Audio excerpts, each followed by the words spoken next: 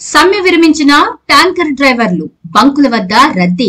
Oil ట్యాంకర్ల డ్రైవర్లు హైదరాబాద్ లో చేపట్టిన ధర్నాను విరమించారు. దీంతో పెట్రోల్, డీజిల్ లోడ్లతో చర్లపల్లిలోని డిపోల నుంచి ట్యాంకర్లు బంకులకు బయలుదేరాయి. ఇవి బంకులకు చేరేందుకు మరికొంత సమయం పట్టే అవకాశం ఉండడంతో కొద్దిసేపు అక్కడ వాహనాల రద్దీ కొనసాగుతుంది. ఇప్పటికే మంగళవారం ఉదయం నుంచి బంకుల వద్ద వాహనాలు ఇంధనం కోసం బారులు తీరాయి.